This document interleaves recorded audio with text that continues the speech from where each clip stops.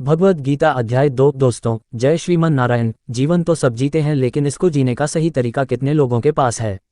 यही ध्येय है हमारी भगवद गीता का।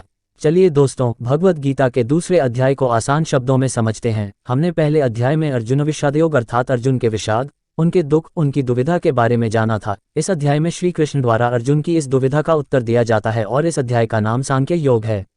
इस अध्याय में अर्जुन की कायरता और उनके भ्रम को लेकर विश्लेषण है और यहीं से उस ज्ञान की शुरुआत होती है जिसके लिए भगवद गीता को दुनिया का महान ग्रंथ और ज्ञान का भंडार माना जाता है। संजय उवाच तम तथा कृप्य विष्णुश्रुपूर्णाकुलेक्षणम विषीदिन्तुमिदं वाक्यमुवाच मधुसूदनः। संजय कहते हैं, उस प्रकार करुणा से भरे हुए और आंसुओं से पूर्ण तथा व्याकुल नेत्रों वाले शोकयुक्त अर्जुन को भगवान देखते हैं। अर्जुन दुख से घिरा हुआ है और उनकी आशा भी खत्म हो चुकी है, साथ ही साथ हिम्मत भी टूट चुकी है और ऐसे में श्री कृष्ण उन्हें समझाना शुरू करते हैं। जहां युद्ध का वर्णन होना चाहिए था, वहां दुख और विषाद का माहौल है। अर्जुन की आंखों में आंसू और मन में निराशा है। यह एक बहुत बड़ी हैरानी की बात थी और धृतराष्ट्र और संजय इसकी आशा बिल्कुल भी नहीं कर रहे थे और अर्जुन का दुख देखकर श्री कृष्ण उनका उत्तर देने के लिए तैयार होते हैं।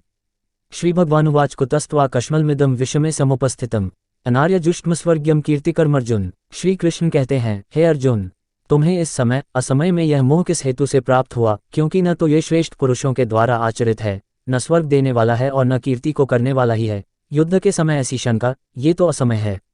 दोस्तों, इस तरह अपने शत्रु के प्रति मोह दिखाने का काम अर्जुन जैसे योद्धा किस प्रकार कर सकते हैं? अपने कर्म से मुंह मोड़कर किसी मोह या किसी और कारण से यदि हम हताश बैठ जाएं, तो वह ठीक नहीं है। इससे कभी कोई लाभ नहीं होता। क्लैब्यम मास्मा गमः पार्थ नैतत्त्वयुपद्यते क्षुद्रम हृदय दौर्बल्यम त्यक्त्वोत्तिष्ठ परंतप। यहाँ श्री कृष्ण अर्जुन को समझा रहे हैं, हे अर्जुन, नपुंसकता को मत प्राप्त हो। अगर तुम युद्ध में आए हो तो युद्ध करो, ऐसे डरो मत और तुम्हारे जैसे धनुर्धर के लिए ये सब ठीक नहीं है। ये सही नहीं है कि इस तरह से मन की कमजोरी दिखाओ। दोस्तों, श्री कृष्ण यहाँ नपुंसकता का अर्थ शक्तिहीनता, कमजोर हो जाना और युद्ध से मुंह मोड़ लेने वाली बात कर रहे हैं। अर्थात जो धर्म कहता है उसके अनुसार तो कर्म करना ही चाहिए और स्वयं को कमजोर मानकर कार्य को छोड़ देना यह सही नहीं है। बुरे समय में जब हमें भी आशंका सताए तो यही बात हमें याद रखनी चाहिए कि मन की दुर्बलता छोड़कर हमें उस कर्म के बारे में सोचना चाहिए जो हम करने के लिए आए हैं। अर्जुन उवाच कद भीष्म संख्य द्रोण च मधुसूदन इषुभिः प्रत्योत्स्यामि पूजार्हावरिसूदन। अर्जुन अपनी शंका के बारे में कहते हैं, हे मधुसूदन, मैं रणभूमि में किस प्रकार बाणों से भीष्म पितामह और गुरु द्रोणाचार्य के विरुद्ध लड़ूं, जिनसे मैंने सब कुछ सीखा है, जो मेरे लिए सबसे बड़े हैं, उन पर मैं कैसे बाण चला सकता हूँ? दोस्तों, यहाँ पर अर्जुन का कहना है, क्या ये सुनने में गलत नहीं लगता है कि जिनसे उन्होंने अपने जीवन में सब कुछ सीखा है, उन पर वे बाण कैसे चला सकते हैं? लेकिन युद्ध का तो यही कार्य है। बाण शत्रु और अपने में भेद नहीं करता। जब वो चलता है तो प्राण लेने के इरादे से चलता है, जिसे करने में अर्जुन इस समय असफल हो रहे हैं। गुरुनत्वा ही महानुभावा अंश्रेयो भोक्तुन भैक्ष्यम पीह लोकयं हत्वार्थ कामांस्तु गुरुनिहव भुंजीय भोगान रुधिर प्रदिग्धान। भगवद गीता अध्याय 2। अर्जुन की दुविधा गलत प्रतीत नहीं होती है जब वे ऐसा कहते हैं कि इन महानुभाव गुरुजनों को न मारकर मैं इस लोक में भिक्षा का अन्न भी खाना कल्याणकारक समझता हूँ। यहाँ पर अर्जुन कहते हैं कि इन गुरुजनों को मारकर इस दुनिया में किसी भी तरह का लाभ ले लूँ, उसका क्या ही मतलब है? अपने इन लोगों को मारकर उससे अर्थ व भोग, धन धान्य, ऐश्वर्य ये सब तो मैं प्राप्त कर लूँगा, परंतु ऐसे भोगों से क्या प्राप्त होगा? दोस्तों, अर्जुन ही नहीं, दुनिया में न जाने ऐसे कितने लोग होते हैं जिन्हें लगता है कि परिवार भी न छूटे और मोक्ष भी प्राप्त हो जाए, परंतु ये तो संभव नहीं। न चैतद्विद्मः कत्रन्नो गरियो यद्वा जयेम यदि वा नो जयेयो यानेव हत्वा न जिजीविषाम स्तेव स्थिताः प्रमुखे धार्तराष्ट्राः। अर्जुन कहते हैं, हम ये भी नहीं जानते कि हमारे लिए युद्ध करना या न करना इसमें से कौन सा श्रेष्ठ है, अथवा ये भी नहीं जानते कि हम जीतेंगे या वे हमको जीतेंगे, और जिनको मारकर हम जीना भी नहीं चाहते, वे ही हमारे आत्मीय धृतराष्ट्र के पुत्र हमारे मुकाबले में खड़े हैं। भविष्य में क्या होगा ये तो कोई नहीं जानता। विधि ने क्या विधान लिखा है, इसके बारे में कोई नहीं जानता है, परंतु वर्तमान में जो हम करना चाहते हैं उसका निर्णय हमारे हाथ में होता है और हमारे कर्म सिर्फ और सिर्फ हमारे ही हाथ में हैं। तो क्या युद्ध जीतने के लिए अपनों को मारना ठीक है? अपने कर्म को पूरा करने के लिए हमें किस सीमा तक जाना चाहिए और किस सीमा को पार करना चाहिए? कार्पण्य दोषोपहत स्वभावः पृच्छामि त्वां धर्म सम्मुचेताः यच्छ्रेयः स्यानिश्चित ब्रूहि तन्मे शिष्यस्ते शाधिमा त्वां प्रपन्नम। इसलिए कायरता रूप दोष से उपहत हुए स्वभाव वाला तथा धर्म के विषय में मोहित चित हुआ मैं आपसे पूछता हूँ कि जो साधन निश्चित और कल्याणकारी हो वो मेरे लिए कहिए, क्योंकि प्रभु मैं आपका शिष्य हूँ। दोस्तों, कमजोर क्षणों में हम डर जाते हैं, जिससे उलझन का भाव हमारे अंदर आ जाता है। अर्जुन भी यही मान रहे हैं कि वे उलझन में हैं और कायरता का दोष वे अपने ऊपर ले रहे हैं, और तभी वे कहते हैं कि श्री कृष्ण मैं आपका शिष्य हूँ, मैं अपने आप को समर्पित करता हूँ, मुझे ये बताइए कि क्या सही है। दोस्तों, दुविधा के समय गुरु ही एकमात्र सहारा होता है और गुरु के सामने कुछ भी छुपाना नहीं चाहिए और खुलकर अपना भय, अपनी शंका सामने रख देनी चाहिए। अगर हम ऐसा करते हैं तभी तो हमें मार्गदर्शन मिलेगा। न ही प्रपश्यामि ममापनुद्याद्यच्छोकमुच्छोषणमिन्द्रियाणाम अवाप्य भूमावस्पत्र मृधम राज्यम सुरानाम पीचाधिपत्यम। इसके आगे अर्जुन कहते हैं, जीतने के बाद उन्हें जमीन मिल जाएगी, धन धन्य प्राप्त होगा, नाम होगा, परंतु ये सब मिलने के बाद उनका ये दुख कम नहीं होगा जो उन्हें अभी महसूस हो रहा है। दोस्तों, जब अपनों का दुख सताता है तो किसी भी तरह का लाभ आराम नहीं देता, और उससे भी बड़ी बात, अगर आप दुख में हैं तो जब तक आप उसका उपाय ढूंढ नहीं लेते आपको दुनिया का कोई भी सुख आराम नहीं दे पाता है। संजय उवाच एवमुक्त्वा हृषिकेशम गुडाकेशः परंतप न योत्स्य इति गोविंद मुक्त्वा तूष्णी बभूव। संजय धृतराष्ट्र से कहते हैं, हे राजन, निद्रा को जीतने वाले अर्जुन अंतर्यामी श्री कृष्ण से कहते हैं कि मैं युद्ध नहीं करूंगा, और ये स्पष्ट कहकर चुप हो जाते हैं। यानी निद्रा हमारी प्राकृतिक आवश्यकता है, इस पर दुनिया में कोई भी विजय नहीं पा सका है। परंतु अर्जुन को इतना महान योद्धा माना जाता था कि उन्होंने निद्रा पर भी विजय प्राप्त कर ली थी, और वही अर्जुन अपनी निद्रा से तो नहीं लेकिन अपने मोह, अपने डर से हारते हुए दिख रहे हैं। किस समय कौन सी कमजोरी हम पर हावी हो जाए ये कहा नहीं जा सकता, लेकिन अर्जुन अपनी इस दुर्बलता को हराकर आगे बढ़े थे, और ऐसा ही हमें भी प्रयास करना चाहिए। तमुवाच ऋषिकेशः प्रहसनिव भारत सेनयोरुभयो मध्ये विषिदन्तमिदं वचः। भगवद गीता अध्याय 2। धृतराष्ट्र की उत्सुकता बढ़ रही है, और स्वाभाविक भी है कि एक पिता होने के नाते वे दुर्योधन को जिताना चाहते थे। वे युद्ध में भाग तो नहीं ले सकते थे, किंतु युद्ध की हर बात जानना चाहते हैं। संजय धृतराष्ट्र से कहते हैं कि हे भरतवंशी धृतराष्ट्र, दोनों सेनाओं के बीच में शोक करते अर्जुन हैं, और उनके सामने अंतर्यामी श्री कृष्ण हंसते हुए उनको ये कह रहे हैं कि एक तरफ रोता हुआ कमजोर डरा हुआ बालक जैसे कि अर्जुन, और दूसरी तरफ त्रिकालदर्शी कृष्ण हैं। शायद इसीलिए श्री कृष्ण को छलिया भी कहते थे। रोते हुए के सामने भला इस तरह से कौन हंसता है, और वे इसलिए हंसते थे क्योंकि उनको जो पता था वह किसी को नहीं पता था। श्री भगवान उवाच अशोचानन्वशोचस्त्वं प्रज्ञादांशच भाष्यसे गतासुनक्तासुंशच नानुशोचन्ति पंडिता। दोस्तों, श्री कृष्ण का गीता ज्ञान अब यहाँ से आरंभ हो रहा है। भगवान कहते हैं, अर्जुन, तुम न शोक करने योग्य मनुष्यों के शोक करते हो और पंडितों की तरह मुझसे बातें करते हो, परंतु जिनके प्राण चले गए हैं उनके लिए और जिनके प्राण नहीं गए हैं उनके लिए भी पंडित जन शोक नहीं करते हैं। श्री कृष्ण का ज्ञान अंतिम सत्य है। वे अर्जुन से कहते हैं, तुम न पंडितों की तरह बातें कर रहे हो और न ही ज्ञानियों की तरह बातें कर रहे हो। जो पंडित और ज्ञानी होते हैं वो किसी के मरने पर या जीवित रहने पर शोक नहीं करते हैं, अर्थात इस दुनिया में किसी भी बात का शोक नहीं करना चाहिए। न त्वेवाहम जातु नासम न त्वाम नेमे जनाधिपाः न चैव न भविष्यामः सवे वयमतः परम। हे अर्जुन, न तो ऐसा ही है कि किसी काल में मैं नहीं था, तुम नहीं थे, अथवा ये राजा लोग नहीं थे, और न ऐसा ही है कि इससे आगे हम नहीं रहेंगे। ऐसा कोई समय नहीं था अर्जुन जब अर्जुन नहीं था, कृष्ण नहीं था, बाकी के राजा नहीं थे। हम आते हैं और जाते हैं, फिर से आते हैं, और समय का खेल चलता रहता है। दोस्तों, ये बात अर्जुन और हम जैसे दुनियादारी में फंसे लोगों को समझना या समझाना मुश्किल है, और इसी में से श्री कृष्ण हमें बाहर निकालना चाहते हैं। काल का फेर तो चलता ही रहता है। हर काल में हमारे जैसे, अर्जुन के जैसे और श्री कृष्ण के जैसे लोग होते हैं, और आने वाले समय में भी तीनों तरह के लोग होंगे, और ऐसा ही खेल फिर से होगा। देहिनोस्मिन्यथा देहे कौमार यौवन जरा तथा देहांतर प्राप्तिर्धीरस्तत्र न मुह्यति। श्री कृष्ण जीवन का खेल समझाते हुए कहते हैं, जैसे जीवात्मा की इस देह में बालक उत्पन्न, बचपन, जवानी और वृद्धावस्था होती है, वैसे ही अन्य शरीर की प्राप्ति होती है। इस विषय में धीर पुरुष मोहित नहीं होता। हमारी आत्मा तो वही रहती है, लेकिन शरीर बचपन से लेकर बुढ़ापे तक बदलता रहता है। वैसे ही नए जन्म में नया शरीर मिलता है। दोस्तों, श्री कृष्ण कहते हैं कि बदलाव प्रकृति का नियम है। जो अभी है वह अगले पल बदल चुका है। आपको चाहे वह दिखे या न दिखे, आप उसे महसूस करें या न करें, जब बदलाव नियम है तो ऐसे नियम के लिए दुखी क्यों होना, और जो नहीं बदलता उसे आत्मा कहते हैं। दोस्तों, आत्मा की परिभाषा को समझें कि शरीर तो बदलता है लेकिन आत्मा कभी नहीं बदलती है। मात्रा स्पर्शास्तु कौन्तेय शीतोष्ण सुख दुएकदाह आगमापाइनो नित्यास्तान स्थितिक्षस्व। भारत, हे कुंती पुत्र, सर्दी गर्मी और सुख दुख को देने वाले इंद्रियों और विषयों के संयोग तो उत्पत्ति विनाशशील और अनित्य हैं, इसलिए हे भारत, उनको तुम सहन करो। जिन्हें हमारी इंद्रियां महसूस करती हैं वो सर्दी गर्मी या सुख दुख आते जाते रहते हैं, हमेशा नहीं रहते हैं। हमारी इंद्रियों और उनके विषयों से जुड़कर हमें भूख, नींद, सुख दुख, सुकून और बेचैनी जैसी भावनाएं आती हैं, लेकिन ये सब हमारे शरीर से जुड़ी बातें हैं जो खत्म होने वाली हैं। परंतु जो खत्म नहीं होता उसे आत्मा कहते हैं। यम ही न व्यथ्यन्त्येते पुरुषः पुरुषर्षभ समदुःख सुख धीर सौम्यतत्वाय कल्पते। क्योंकि हे पुरुष श्रेष्ठ, दुख सुख को समान समझने वाले जिस धीर पुरुष को ये इंद्रियों और विषयों के संयोग व्याकुल नहीं करते, वह मोक्ष के योग्य होता है। जो व्यक्ति सुख दुख बराबर समझे, जो दोनों हालातों में समान रहे, वही जीवन में आगे बढ़ता है। आपकी जितनी भी आयु हो, एक बार जीवन में पीछे मुड़कर देखिए, न जाने कितनी बार आप सुख दुख से बीते होंगे, कभी बहुत खुशी हुई होगी और कभी किसी के जाने या किसी नुकसान से आप बहुत दुखी भी हुए होंगे और आगे आने वाले जीवन में भी ऐसा होता ही रहेगा।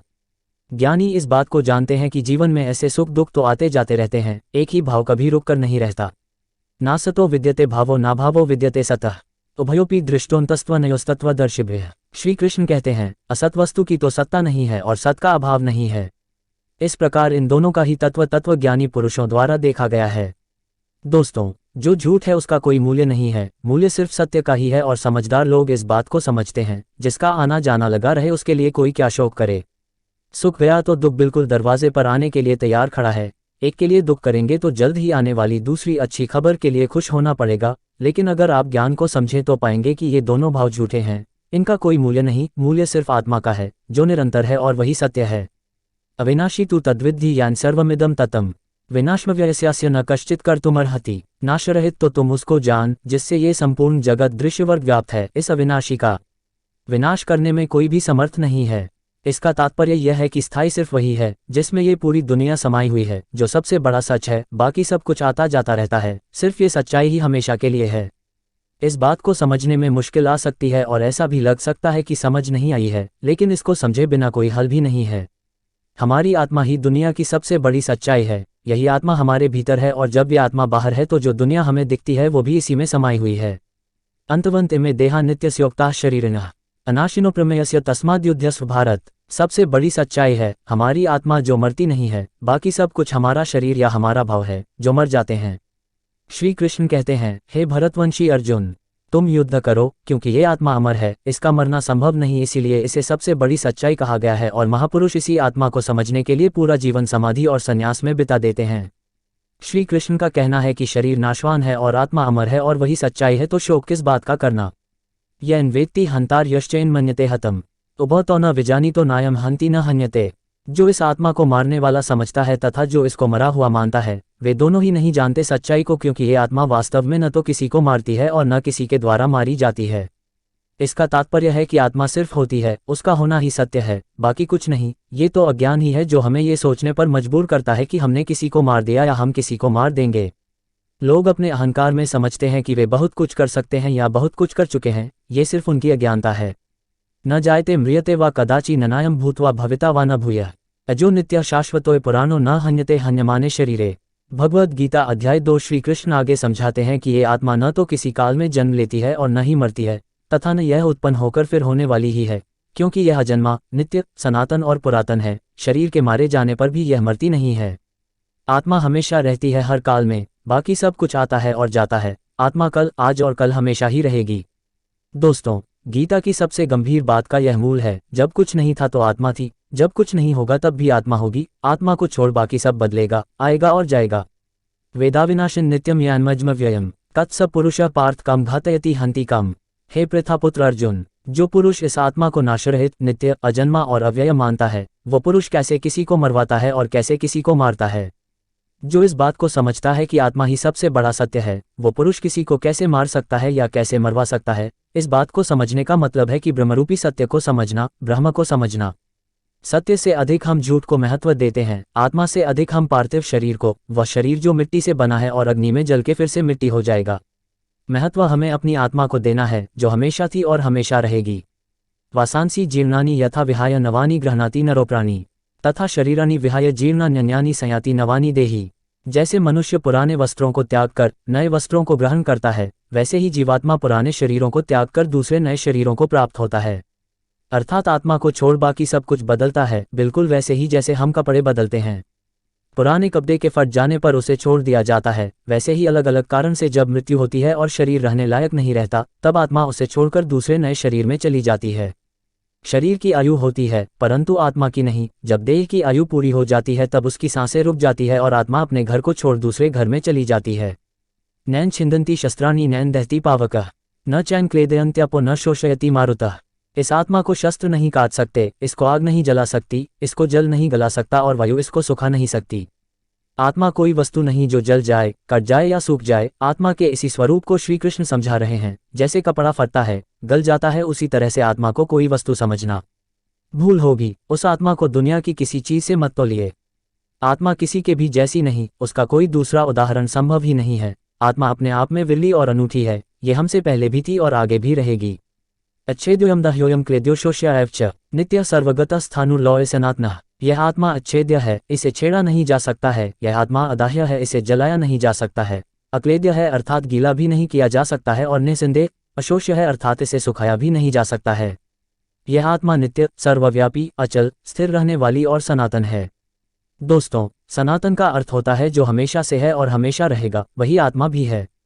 श्री कृष्ण ये बताना चाहते हैं कि हम जो नाशवान है अर्थात हमारा जो ये शरीर है, इस पर ज्यादा ध्यान न दिया जाए और आत्मा को समझा जाए, जिसका नाश नहीं हो सकता, तभी हमें मुक्ति मिलनी संभव हो सकती है। वरना मोह और दुविधा में हम हमेशा फंसे रह जाएंगे, जैसे कि अभी अर्जुन फंसे हुए हैं और अपना कर्म करने के लिए तैयार नहीं है। अव्यक्तोयम चिंत्योयम विकार्योयम उच्यते तस्मादेव विदित्वैन नानुशोचितुमर्हसि। आत्मा का स्वरूप अव्यक्त है, अर्थात इसे व्यक्त नहीं कर सकते हैं और समझा नहीं सकते। इसको अचिंत्य कहते हैं, इसको सोच भी नहीं सकते। यह आत्मा विकाररहित है, इसमें कोई कमी भी नहीं होती। श्री कृष्ण आगे कहते हैं, हे अर्जुन, इस आत्मा को उपयुक्त प्रकार से जानकर तुम शोक करने के योग्य नहीं हो, अर्थात तुम्हारा शोक करना उचित नहीं है। आत्मा अव्यक्त इसलिए है क्योंकि हम इसे अपनी इंद्रियों से नहीं समझ सकते हैं। ये इंद्रियां दुनिया के लिए हैं जिनसे हम दुख सुख, गर्मी सर्दी, खाना पीना, महसूस करना आदि जैसी भौतिक क्रिया करते हैं। आत्मा इन सबसे परे है। अतचैन नित्यजात नित्यम व मन्यसे मृतम तथापि त्वम महाबाहो न शोचितुमर्हसि। आत्मा का ये ज्ञान श्री कृष्ण अर्जुन को इसलिए दे रहे हैं क्योंकि अर्जुन जिनके लिए शोक कर रहे हैं वो सब व्यर्थ है। श्री कृष्ण अर्जुन को समझाते हुए कहते हैं कि हे अर्जुन, यदि तुम आत्मा को सदा जन्म लेने वाली और सदा मरने वाली समझते हो तो हे महाबाहो, तुम इस प्रकार शोक करने योग्य नहीं हो। दोस्तों, अगर अर्जुन आत्मा को जन्म लेने वाली और मरने वाली समझते हैं तो भी शोक करने का कोई अर्थ नहीं है। अगर अर्जुन आत्मा को शरीर की तरह ही जन्म लेने वाला और मरने वाला समझते हैं तो भी युद्ध में मरने वालों के लिए शोक करने का कोई मतलब नहीं। जातस्थि ध्रुवो मृत्युर्ध्रुव जन्म मृत्स्य च तस्मात् परिहार्यर्थे न त्वं शोचितुमर्हसि। श्री कृष्ण कहते हैं कि हे अर्जुन, अगर तुम ये मानते हो कि जन्मे हुए की मृत्यु निश्चित है और मरे हुए का जन्म निश्चित है, तो इससे भी बिना उपाय वाले विषय में तुम्हें शोक करने का कोई हक नहीं है।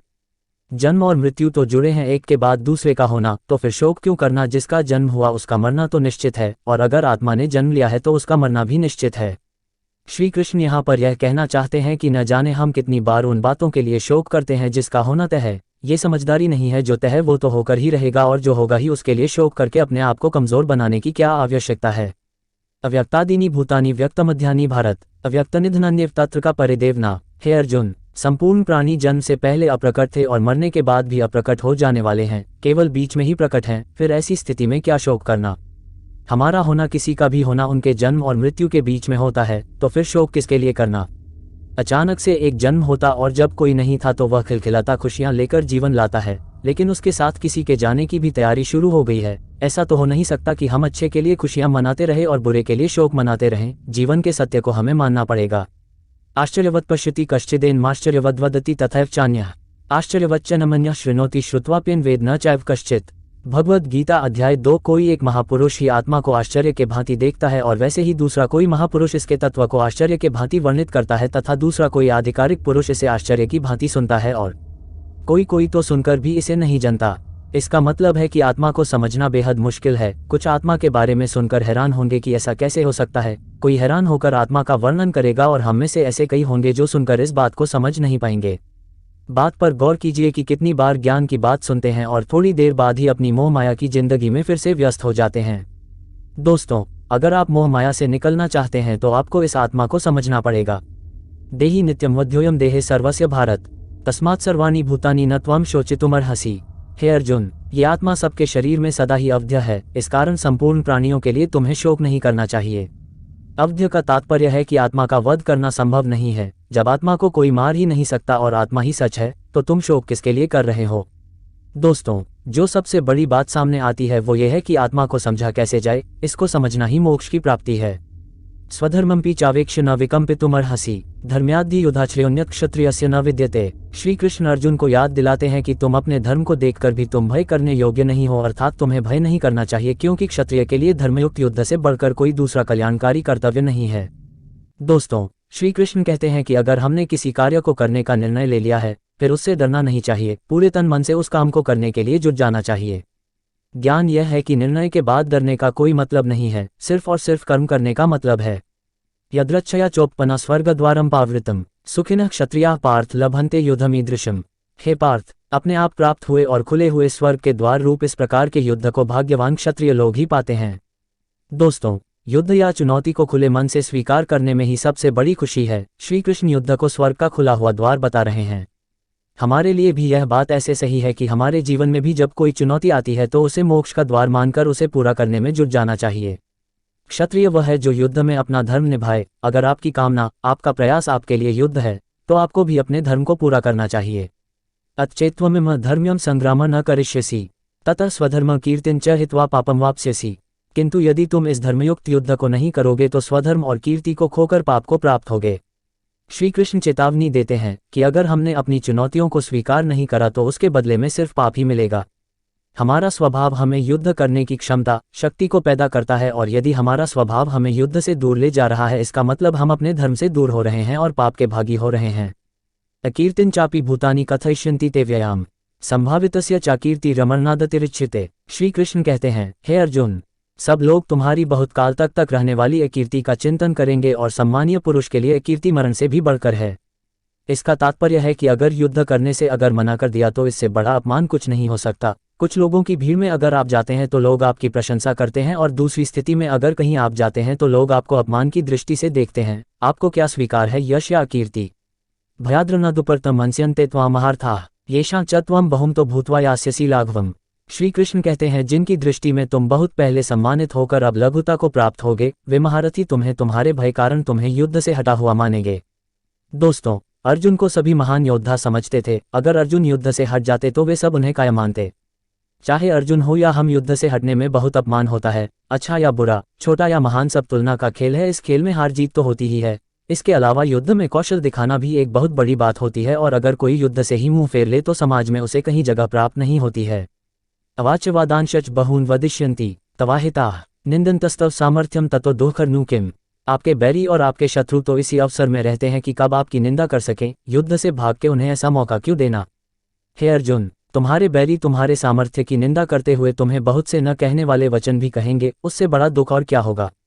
दोस्तों, जरा अपने चारों तरफ देखिए। ऐसे लोगों की भरमार होगी जो इस अवसर पर होंगे कि कब आपको नीचा दिखाया जाए, और यह अवसर अगर आप खुद ही उन्हें थमा देंगे तो सोचिए कि उन्हें कितनी खुशी होगी। फिर उन्हें हमें ये मौका देने की क्या आवश्यकता है? हतो वा प्राप्स्यसि स्वर्ग जित्वा वा भोक्ष्यसे महीम तस्मादुत्तिष्ठ कौन्तेय युद्धाय कृत निश्चयः। या तो तुम युद्ध में मारे जाकर स्वर्ग के लिए प्राप्त होगे, या तो तुम युद्ध में जीतकर पृथ्वी का राज्य भोगोगे। इस कारण है अर्जुन, तुम युद्ध के लिए निश्चय करके खड़े हो जाओ। दोस्तों, आज की दुनिया में इसी बात को सोच के देखिए। पूरे जी जान से खेलने पर आप हार जीत की चिंता नहीं करते, क्योंकि आप अपना सब कुछ झोंक चुके होते हैं। जीतने पर नाम होता है और हारने पर भी आप अपने और दूसरों के मन में सम्मान पाते हैं, क्योंकि आपने धर्म के अनुसार युद्ध किया। इसलिए अपनी चुनौतियों से कभी भी मुंह नहीं मोड़ना चाहिए। सुख दुख के समय कृत्वा लाभालाभौ जयाज्यो ततो युद्धाय युज्यस्व न पापम वाप्स्यसि। जय पराजय, लाभ हानि और सुख दुख को समान समझकर उसके बाद युद्ध के लिए तैयार हो जाओ। इस प्रकार युद्ध करने से हे अर्जुन, तुम पाप को नहीं प्राप्त होगे। दोस्तों, अगर आप अपनी चुनौती में अपना सर्वस्व लगा देते हैं तो जीतने पर तो सब कुछ मिलेगा ही, लेकिन अगर हार भी जाते हैं तो अफसोस नहीं होगा, क्योंकि आपके पास जो भी था उसे आपने युद्ध में लगा दिया। अब इस स्थिति को बड़े ध्यान से देखिए। युद्ध में अपना सब कुछ लगा देने पर हार जीत का अंतर कम हो जाता है, और यही तो श्री कृष्ण भी कह रहे हैं कि सुख और दुख को एक जैसा समझें और बस अपने कर्म में लग जाएं। अशते विहिता सांख्य बुद्धिर्योगित्वमा शृणु या युक्तो यया पार्थ कर्मबंधम प्रहास्यसि। हे पार्थ, ये बुद्धि तुम्हारे लिए ज्ञानयोग के विषय के लिए कही गई है, और अब तुम इसको कर्मयोग के विषय में सुनो। दोस्तों, अब श्री कृष्ण कर्मयोग के बारे में बता रहे हैं, जिससे कर्मों के बंधन को तोड़ा जा सके, नष्ट किया जा सके। ज्ञान सोचने और समझने की बात है, और कर्म व्यवहारिक। ये दोनों तरीके अपने गंतव्य तक पहुंचने के लिए हैं। यनेहा विक्रमनाशोस्ति प्रत्यवातो न विद्यते स्वल्पम्प्यस्य धर्मस्य त्रायते महतो भयात्। भगवद गीता अध्याय 2। इस कर्मयोग में आरंभ का अर्थात बीज का नाश नहीं है, और उल्टा फल रूपी दोष भी नहीं है, बल्कि इसमें कर्मयोग रूपी धर्म का थोड़ा सा भी साधन जन्म मृत्यु रूपी भय से रक्षा करवा देता है। सबके लिए ज्ञान का, साधना का, साधुओं का मार्ग संभव नहीं है। हमारे जैसे अधिकतर लोगों को कर्मयोग अपनाना चाहिए। अगर कर्मयोग को समझकर हम सब उस पर चल सके तो कभी निराशा नहीं होगी। अगर इस कर्मयोग को हम थोड़ा सा भी समझ लें तो जन्म और मृत्यु के डर से बच सकते हैं। व्यवसायात्मिका बुद्धिरिके कुरुनंदन बहुशाखा ह्यनंताश्च बुद्धयो व्यवसायिनाम। हे अर्जुन, इस कर्मयोग में निश्चयात्मिका बुद्धि एक ही होती है, किंतु अस्थिर विचार वाले, विवेकहीन विचार वाले मनुष्यों की बुद्धियां निश्चय ही बहुत भेदों वाली और अनंत होती हैं। जब फैसला लेना हो तो बुद्धि एक ही होती है, लेकिन जहां सोच की और फैसले की कमी हो वहां कई बुद्धियां कार्य करती हैं। दोस्तों, यहाँ अनन्य की स्थिति के बारे में कहा गया है। जब आप कोई फैसला नहीं ले पाते हैं तो न जाने कितनी ही दिशाओं में आपकी बुद्धि या ध्यान जाता है, लेकिन आप अगर निर्णय लेने का सोच लें तो फिर उस कार्य को करने का ही प्रण होता है, और अगर ऐसा नहीं है तो ऐसा होना चाहिए। यामिमा पुष्पिता वाचा प्रवदन्त्य विपश्चितः वेद्वादरता पार्थ नान्यदस्तीति वादिनः। हे अर्जुन, जो भोगों में तन्मय हो रहे हैं, जो कर्मफल के प्रशंसक वेद वाक्यों में प्रीति रखते हैं, जिनकी बुद्धि में स्वर्ग ही परम प्राप्त्य वस्तु है और जो स्वर्ग से बढ़कर दूसरी और कोई वस्तु ही नहीं देखते, यानी ऐसे लोग जो कर्म के बदले में सिर्फ फल या लाभ की ही बात करते हैं। जब भी काम उससे होने वाले फायदे से शुरू होता है तो वह काम नहीं स्वार्थ हो जाता है, उसे कर्म नहीं कह सकते। जो लोग ऐसा करते हैं उन्हें श्री कृष्ण कर्मफल का प्रशंसक बता रहे हैं। आप अकर्मी होने से बचिए। कामात्मानः स्वर्गप्रा जन्म कर्मफल प्रदाम क्रिया विश्लेष्य बहुला भोगैश्वर्य गत प्रति। ऐसे लोगों को श्री कृष्ण ढोंगी बताते हैं। वे कहते हैं, हे अर्जुन, ऐसा जो कहने वाले हैं वो अविवेकी जन इस प्रकार की जिस पुष्प अर्थात दिखावटी वाणी को कहते हैं, ऐसे लोग ढोंगी होते हैं। यानी वो लोग जो कर्म की बात सिर्फ इसलिए करते हैं ताकि उन्हें बदले में भोग या ऐश्वर्य जैसे लाभ मिल सके, वह सब उनका ढोंग है। कई लोग आपको जरूर मिलेंगे जो जमीन पर इतना काम नहीं करेंगे जितना उसका बखान करेंगे। दोस्तों, ऐसे ढोंगी लोगों से बचना चाहिए।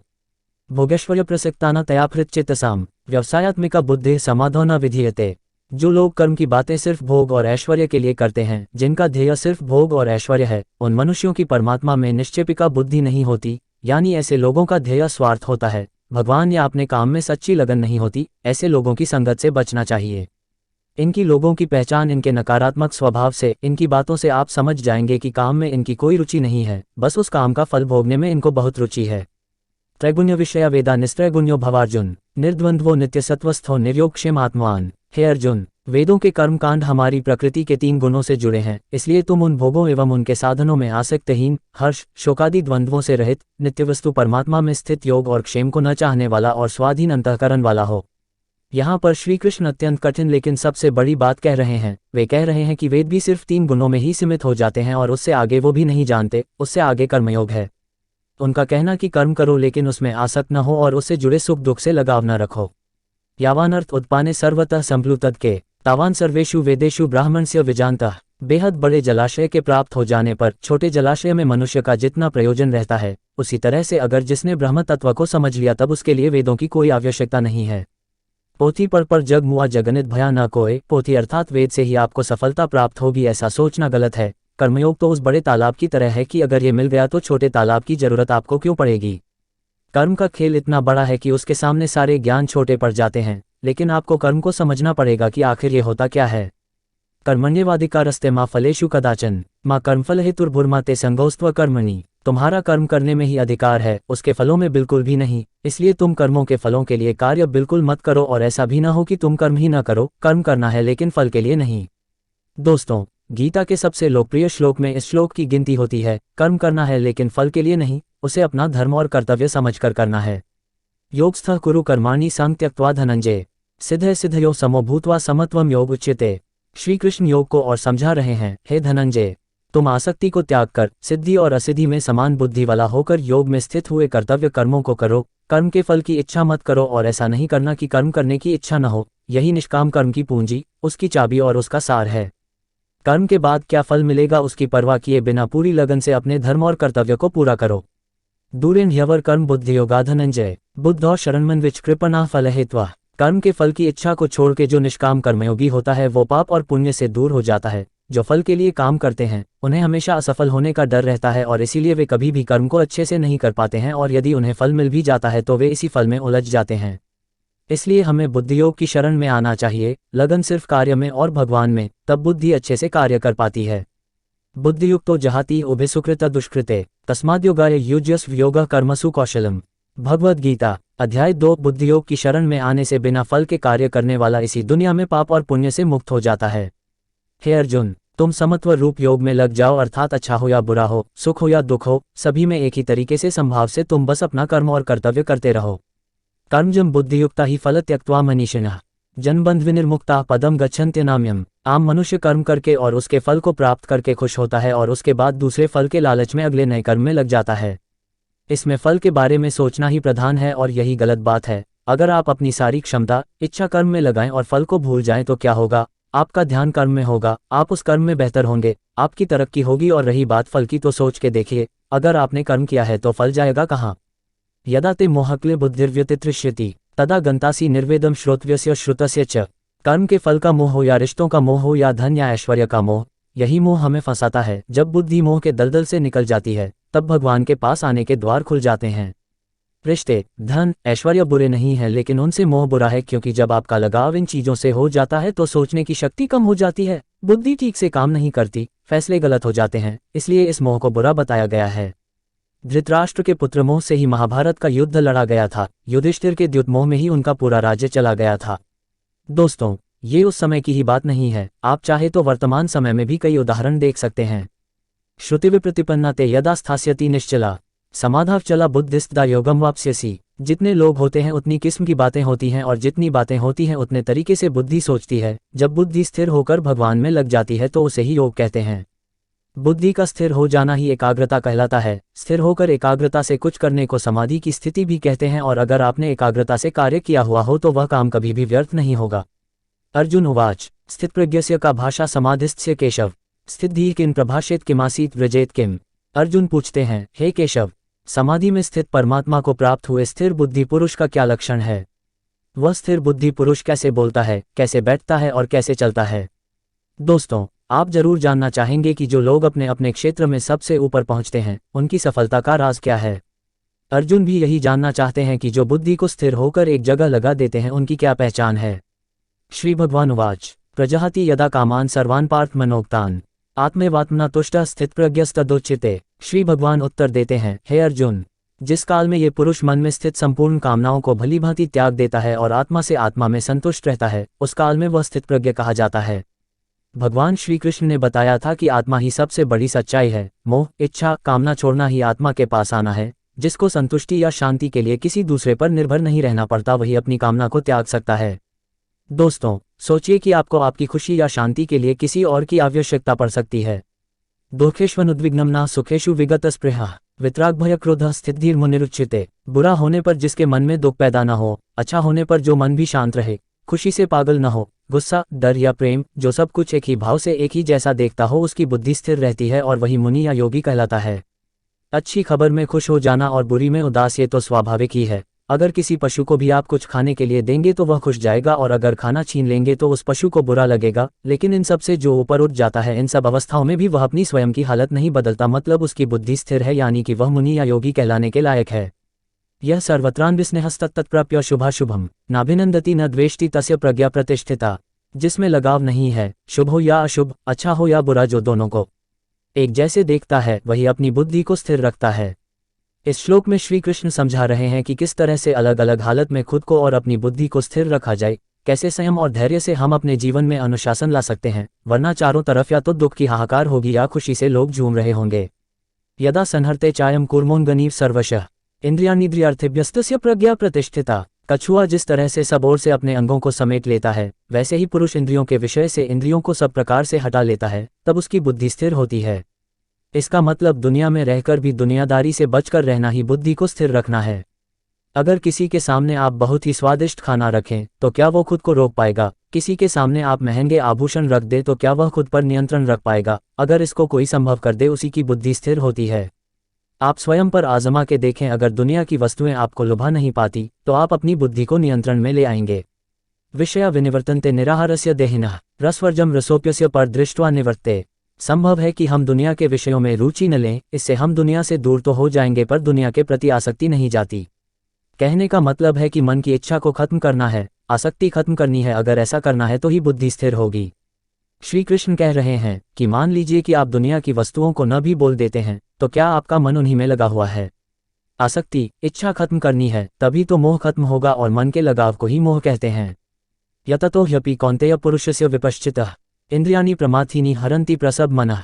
भगवद गीता अध्याय 2। हे अर्जुन, आसक्ति का नाश न होने के कारण ये प्रमथन स्वभाव वाली इंद्रियां प्रयास करते हुए बुद्धिमान पुरुष के मन को भी बलपूर्वक हर लेती हैं। श्री कृष्ण समझा रहे हैं, जहां आप अपनी इच्छा या आसक्ति खत्म नहीं करते, वहां इंद्रियां आपको अपने वश में कर लेती हैं। सोचिए कितनी ही बार ऐसा होता है कि सुख और दुख आपके वश में नहीं, बल्कि आप सुख और दुख के वश में हो जाते हैं। कभी हंसी नहीं रुकती तो कभी रोना नहीं रुकता, कभी भूख नहीं रुकती तो कभी नींद नहीं रुकती और कभी कामवासना भी नहीं रुकती। तानि सर्वाणि संयम्य युक्त आसीत मत्परः वशे ही यसेन्द्रियाणि तस्य प्रज्ञा प्रतिष्ठिता। इंद्रियों को वश में रख के जो भगवान को ध्यान में रख जो अपने कर्म या कर्तव्य में जो ध्यान लगाता है उसी की बुद्धि स्थिर हो जाती है, वही ईश्वर और अपने लक्ष्य के करीब हो जाता है। दोस्तों, अगली बार आप कुछ भी करें तो ये देखिएगा कि वो कार्य आपसे आपकी इंद्रियां करवा रही हैं या आपका कर्म वह करवा रहा है। आप खुद ही समझ जाएंगे कि श्री कृष्ण क्या कहना चाहते हैं। इंद्रियों के वश में न होना और उन्हें अपने वश में करने से ही आप अपनी बुद्धि को स्थिर कर पाएंगे। ध्यायतो विषय पुंसः संस्तेषु उपजायते संगात संजायते कामः कामात् क्रोधो भिजायते। विषयों के बारे में अर्थात इच्छाओं के बारे में सोचते रहने से उसमें आसक्ति हो जाती है और आसक्ति से उन विषयों की कामना उत्पन्न होती है और जब वह कामना पूरी नहीं होती तो क्रोध उत्पन्न होता है। जिस तरह ज्यादा खाने से भूख बढ़ती है, ज्यादा सोने से नींद बढ़ती है, उसी तरह से जब आप अपनी इच्छाओं के बारे में सोचते रहते हैं तो उसी में फंस के रह जाते हैं और उसे ही आसक्ति कहते हैं। आसक्ति के बढ़ने को कामना कहते हैं और कामना के पूरा न होने पर गुस्सा आता है और तब आप अपनी समझ खो देते हैं। क्रोधात् भवति सम्मोहः सम्मोहात् स्मृति विभ्रमः स्मृतिभ्रंशात् बुद्धिनाशो बुद्धिनाशात् प्रणश्यति। यानी सोचने की शक्ति कम हो जाती है, मूल भाव से स्मृति में भ्रम हो जाता है। जब सोच नहीं सकते तो याद भी नहीं रख सकते। स्मृति में भ्रम हो जाने से बुद्धि अर्थात ज्ञान शक्ति का नाश हो जाता है। जब याद नहीं रख पाएंगे तो ज्ञान किसी काम नहीं आएगा, बुद्धि बेकार हो जाएगी और बुद्धि का नाश हो जाने से पुरुष अपनी स्थिति से गिर जाता है। रागद्वेषवियुक्तस्तु विषयानिन्द्रियश्चरन् आत्मवश्यैर्विधेयात्मा प्रसादमधिगच्छति। जो अपनी इच्छाओं को, अपनी आसक्ति को अपने नियंत्रण में रख पाते हैं, दोस्ती, शत्रुता, गुस्से या प्यार के बिना अपनी इंद्रियों को भटकने नहीं देते, वे अंतःकरण की प्रसन्नता को प्राप्त होते हैं।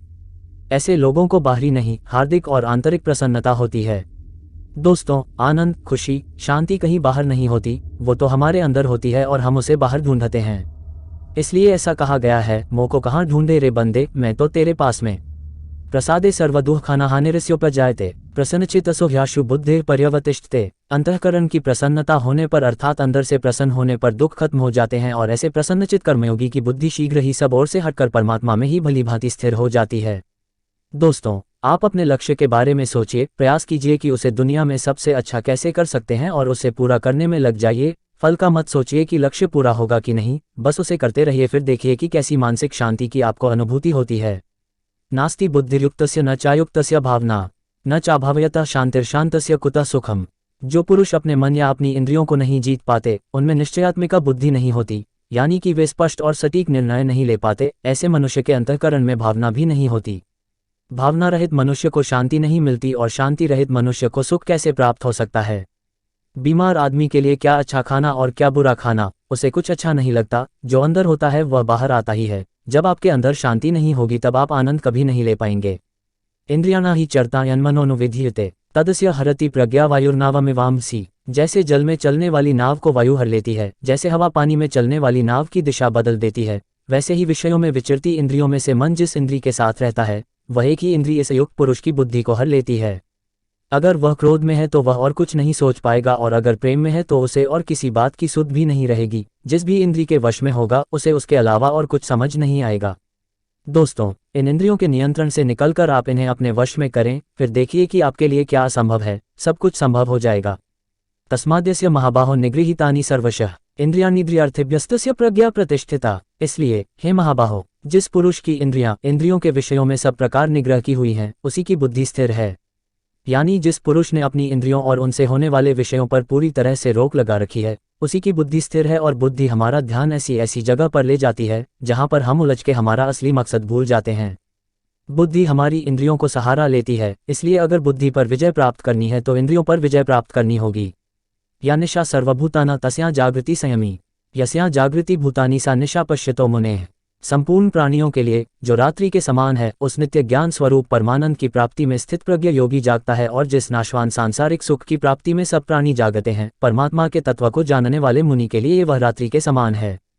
दोस्तों, श्री कृष्ण की यह बात गहरी है और समझनी पड़ेगी। जो सबके लिए रात है, उस रात में योगी परमात्मा के लिए और ज्ञान के लिए जागता है और साधना करता है। और जो सबके लिए सांसारिक सुख है, जिसके लिए संसार में हर कोई जागता है, वह सुख योगी के लिए रात के समान है। जब सब सोते हैं तो मेहनती बच्चा रात में जाग कर पता है और परीक्षा में वही अव्वल आता है। आपूर्यमाणं चल प्रतिष्ठ समुद्रमापः प्रविशन्ति यद्वत् तद्वत् कामायं प्रविशन्ति सवे स शान्तिमाप्नोति न कामकामी। भगवद गीता अध्याय 2 जैसे अनेक प्रकार की नदियों के जल सब ओर से परिपूर्ण अचल प्रतिष्ठा वाले समुद्र में उसको विचलित न करते हुए ही समा जाते हैं, वैसे ही सब भोग जिस स्थितप्रज्ञ पुरुष में किसी प्रकार का विकार उत्पन्न किए बिना समा जाते हैं, वही पुरुष परम शांति को प्राप्त होता है। भोगों को चाहने वाला नहीं, नदियां समुद्र पर कोई व्यवधान नहीं डालती, उसी तरह से स्थिर बुद्धि वाले पुरुष में सारी इच्छाएं, सारे भोग समा जाते हैं और उसे विचलित नहीं करते। कई बार किसी के कहने पर आपको बुरा लगता है और आप अपना आपा खो देते हैं, इसका मतलब आपको अपने आप में नियंत्रण नहीं है। आपको ऐसा समुद्र बनना है जिसमें कोई भी नदी अर्थात किसी भी तरह की गाली या बुरे वचन आपको कभी विचलित नहीं कर पाएं। विहाय कामान्य सर्वान् पुमांश्चरति निःस्पृहा निर्मो निरहंकारा स शान्तिमधिगच्छति। जो पुरुष संपूर्ण कामनाओं को त्याग कर ममता रहित, अहंकार रहित और स्पृहा रहित हुआ विचरता है, वही शांति को प्राप्त होता है, अर्थात वह शांति को प्राप्त है। कामना का, इच्छा का त्याग करना है, उससे मोह नहीं रखना है, घमंड नहीं करना है, दुनिया में रहकर भी दुनिया से अलग रहना है, ऐसे ही मनुष्य को शांति प्राप्त होती है। कामयाब वही होता है जो परेशान हुए बिना अपनी धुन में अपने काम में लगा रहता है और सफलता उसी के ही पांव चूमती है। अश ब्राह्मी स्थिते पार्थ नैना प्राप्य विमुह्यति स्थित्वास्यामंत कालेपि ब्रह्म निर्वाणम रक्षति। हे अर्जुन, ये ब्रह्म को प्राप्त हुए पुरुष की स्थिति है, इसको प्राप्त कर कभी योगी मोहित नहीं होता और अंतकाल में भी इस ब्रह्म स्थिति में स्थित होकर ब्रह्मानंद को प्राप्त हो जाता है। दोस्तों, श्री कृष्ण अर्जुन को बता रहे हैं कि जो पुरुष ऐसा करने में सफल होता है, उसे ब्रह्म की प्राप्ति होती है। ब्रह्म का अर्थ है सबसे बड़ा सत्य, इससे आगे कुछ भी नहीं होता। श्री कृष्ण कहते हैं कि ये जो सारे लक्षण होते हैं, वे उन लोगों के हैं जो अपनी बुद्धि को स्थिर रखकर अपने लक्ष्य को प्राप्त करते हैं। स्वाभाविक है कि अगर हम भी इन बातों को अपने जीवन में उतार लें, तो हम भी अपने लक्ष्य से कभी दूर नहीं रहेंगे। भगवद गीता अध्याय 2 सांख्य योग। दोस्तों, तो ये था गीता का दूसरा अध्याय सांख्य योग। इस अध्याय में श्री कृष्ण ने कर्म को समझाया, उसके प्रति हमारे उत्साह को बढ़ाया और यह समझाया कि सिर्फ और सिर्फ कर्म में ही अपना ध्यान रखें और किसी भी बात में नहीं। इसके बाद हम गीता का तीसरा अध्याय पढ़ेंगे। जय श्री कृष्ण।